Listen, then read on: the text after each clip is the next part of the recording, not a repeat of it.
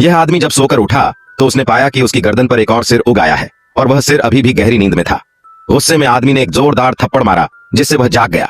हालांकि दोनों एक ही शरीर साझा कर रहे थे, लेकिन उनके दिमाग एक दूसरे से जुड़े नहीं थे। जैसे ही आदमी ब्रश करता, दूसरा सिर पानी निगल लेता। जब उसने कपड़े बदलने की कोशिश की तो दूसरा सिर जिद करने लगा और उसे बदलने नहीं दिया।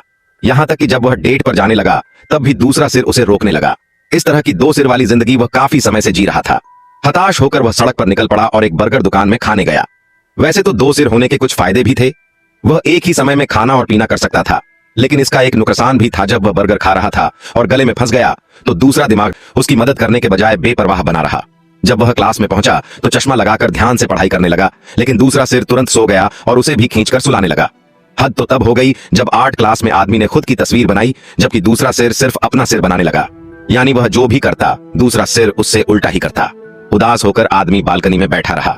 उसने ऊपर वाले को कोसा कि आखिर उसे यह अतिरिक्त सिर क्यों दिया गया। रात में जब वह घर लौट रहा था तो उसका रास्ता बाईं तरफ था, लेकिन दूसरा सिर जबरदस्ती उसे दाईं तरफ ले जाना चाहता था। गुस्से में आकर आदमी ने उसका विरोध किया। बारिश के बीच दोनों के बीच जबरदस्त लड़ाई छिड़ गई, लेकिन हैरानी की बात यह हुई कि आदमी ने दूसरे सिर को पूरी तरह अलग कर दिया और इस तरह वह एक इंसान से दो इंसानों में बदल गया। दोनों यह देखकर चौंक गए।